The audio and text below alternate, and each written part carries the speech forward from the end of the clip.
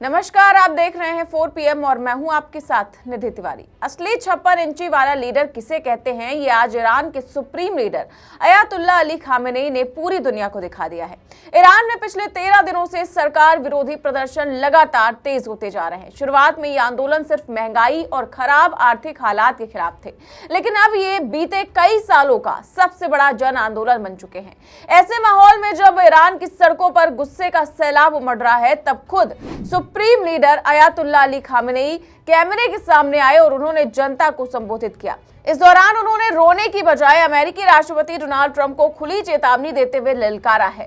Khamenei का ये संदेश ऐसे वक्त पर आया है जब व्हाइट हाउस और अमेरिकी खुफिया एजेंसियों के बीच भी तनाव चरम पर है। वजह है ईरान को लेकर एक गोपनीय रिपोर्ट, जिसने राष्ट्रपति ट्रंप को बड़ा झटका दिया है। तो खामेनेई ने कैमरे पर आकर के ट्रंप को क्या चेतावनी दी और वो कौन सी खुफिया रिपोर्ट है जिसने ट्रंप के इरादों पर पानी फेर दिया है, सब कुछ बताएंगे आपको अपनी इस रिपोर्ट में। तो अगर चीन और रूस को छोड़ दें तो दुनिया में बहुत कम ऐसे देश हैं जिन्होंने अमेरिका के सामने कभी घुटने नहीं टेके।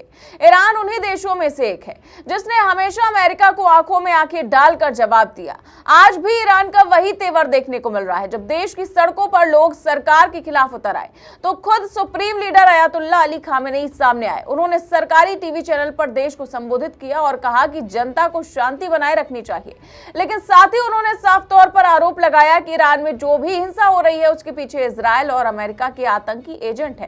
खामेनेई ने सीधे तौर पर अमेरिकी राष्ट्रपति डोनाल्ड ट्रंप पर हमला बोला। उन्होंने कहा कि ट्रंप के हाथ ईरानियों के खून से रंगे हुए हैं। उन्होंने आरोप लगाया कि ट्रंप की नीतियों की वजह से ईरानी जनता का खून बहा है। खामेनेई ने दावा किया कि ट्रंप की सत्ता ज्यादा दिन टिक नहीं पाएगी और उन्हें अमेरिका के राष्ट्रपति पद से जाना ही होगा। यही नहीं, उन्होंने ट्रंप को नसीहत देते हुए कहा कि वो ईरान पर उंगली उठाने से पहले अपने देश की समस्याओं पर ध्यान दे। इस बीच ईरान के प्रशासन ने आंदोलनकारियों को देश विरोधी करार दे दिया है और उन्हें सख्त कार्रवाई की चेतावनी दी है। सरकार ने साफ कर दिया है कि जो लोग सोशल मीडिया के जरिए उपद्रव फैलाने की कोशिश कर रहे हैं उनके खिलाफ भी सख्त एक्शन लिया जाएगा। खामेनेई ने कहा कि जो लोग विदेशी ताकतों के इशारों पर काम कर रहे हैं उन्हें किसी भी हाल में बर्दाश्त नहीं किया जाएगा। इससे पहले ईरान के सरकारी टीवी चैनल पर एक कार्यक्रम में आंदोलन कारियों को इजराइल और अमेरिका के इशारे पर काम करने वाले आतंकी एजेंट बताया गया था। चैनल का कहना था कि आखिरकार ये लोग हिंसा क्यों फैला रहे हैं और किसके लिए ईरान की सड़कों पर आग लगा रहे हैं। खामेनेई ने भी इसी सुर में सवाल उठाया कि आखिर कुछ लोग दूसरे देशों के राष्ट्रपति को खुश करने के लिए अपने ही देश की गलियों में तबाही क्यों मचा रहे हैं। आपको बता दें कि ईरान में चल रहे आंदोलनों को लेकर डोनाल्ड ट्रंप का भी बयान सामने आया था। ट्रंप ने कहा था कि अगर प्रदर्शनकारियों पर बर्बरता की गई तो अमेरिका उनकी रक्षा करेगा। यानी ट्रंप ने खुले तौर पर ईरान के आंतरिक मामलों में दखल देने का संकेत दिया। इसी का जवाब देने के लिए खामेनेई सामने आए। वहीं सोशल मीडिया पर भी खामेनेई अमेरिका को बिना हिचक लताड़ते हुए नजर आ रहे। उन्होंने सोशल मीडिया पर पोस्ट करते हुए लिखा कि जैसे अतीत में था वैसे ही आज भी अमेरिका ईरान को लेकर अपने आकलन में गलत है। उन्होंने ट्रंप प्रशासन की आलोचना करते हुए कहा कि अमेरिका हमेशा से ईरान को समझने में चूक करता रहा है और आज भी वॉशिंगटन अपनी गणनाओं में गलत साबित हो रहा है। यानी उन्होंने साफ संकेत दे दिया कि अमेरिका चाहे कितनी भी रणनीति बना ले, ईरान को झुकाना आसान नहीं है। इसके अलावा खामेनेई ने सोशल मीडिया पर एक और पोस्ट किया और पोस्ट करते हुए लिखा कि जो शासक पूरे विश्व के लिए घमंड में फैसले सुनाते हैं उनका अंजाम भी मोहम्मद रजा पहलवी, फिरौन और निमरूद जैसा ही होता है। खामेनेई ने साफ शब्दों में कहा कि जब अत्याचारी शासक सत्ता के शिखर पर होते हैं तभी उनका पतन शुरू हो जाता है। ट्रंप को भी यही याद रखना चाहिए कि उनका पतन भी तय है। अब अगर आप सोच रहे हैं कि ईरान में जो इस वक्त हालात हैं उसके लिए अमेरिका कैसे जिम्मेदार हो सकता है, तो आपको बता दें कि पूरे मामले में अब डीप स्टेट की भी चर्चा हो रही है। वजह है निर्वासित क्राउन प्रिंस रजा पहलवी की अचानक बढ़ी हुई सक्रियता। उनके नाम से नारे लगाए जा रहे हैं। रजा पहलवी अमेरिका के काफी करीब माने जाते हैं, इसीलिए माना जा रहा है कि इस आंदोलन के पीछे अमेरिका का हाथ हो सकता है। ईरान में महंगाई और खराब अर्थव्यवस्था के खिलाफ शुरू हुए ये प्रदर्शन अब एक हिंसक जन आंदोलन का रूप ले चुके हैं। इसी बीच व्हाइट हाउस और अमेरिकी खुफिया एजेंसियों के बीच एक रिपोर्ट को लेकर तनाव अपने चरम पर है। ये रिपोर्ट ईरान के भविष्य और अमेरिकी रणनीति पर गंभीर सवाल खड़े करती है। सूत्रों के मुताबिक CIA और अन्य अमेरिकी खुफिया एजेंसियों ने राष्ट्रपति ट्रंप को एक गोपनीय आकलन सौंपा है। इस रिपोर्ट में कहा गया है कि ईरान का सुरक्षा तंत्र अभी भी पूरी तरह से संगठित है और मौजूदा प्रदर्शनों में कोई ऐसा केंद्रीय नेतृत्व नहीं है जो खामेनेई सरकार को उखाड़ फेंकने के लिए जरूरी राजनीतिक ढांचा तैयार कर सके।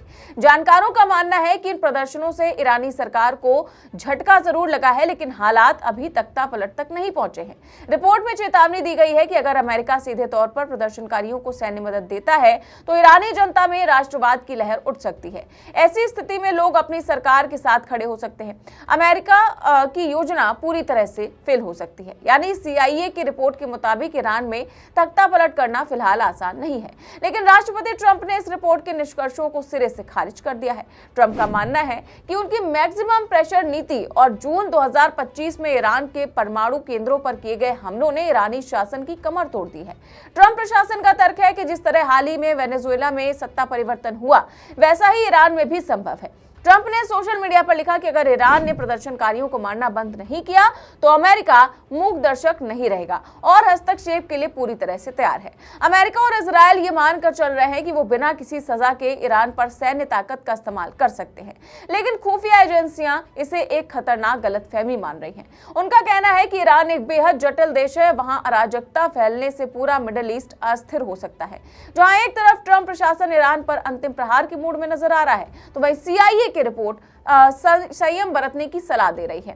अब ये देखना दिलचस्प होगा कि क्या ट्रंप अपने खुफिया सलाहकारों की बात मानते हैं या फिर अपनी आक्रामक रणनीति पर आगे बढ़ते हैं।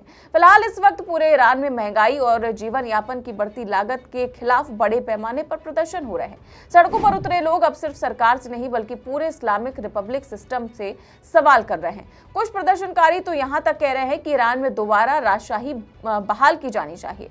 मानवाधिकार संगठनों के मुताबिक इन प्रदर्शनों के दौरान हुई हिंसा में अब तक कम से कम 48 प्रदर्शनकारियों और 14 सुरक्षा कर्मियों की मौत हो चुकी है। हालात इतने बिगड़ चुके हैं कि सरकार ने पूरे देश में इंटरनेट सेवाएं बंद कर दी हैं। ईरान की सड़कों पर जो आग जल रही है उसका असर अब सिर्फ तेहरान तक सीमित नहीं है। मशहद, शिराज और ग्रामीण इलाकों में भी लोग सड़कों पर उतर आए हैं। कुल मिलाकर 100 से ज्यादा शहरों में प्रदर्शन हो रहे हैं।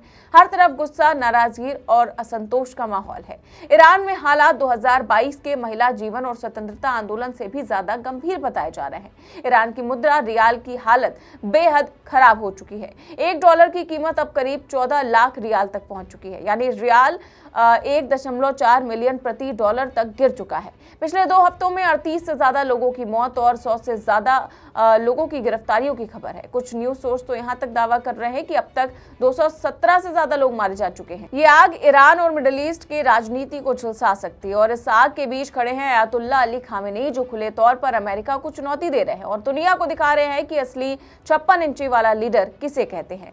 इस पूरे मामले को लेकर फिलहाल आप क्या सोचते हैं, मैं कमेंट बॉक्स में अपनी राय जरूर दें। चैनल को सब्सक्राइब भी करें और ज्वाइन भी करें। नमस्कार।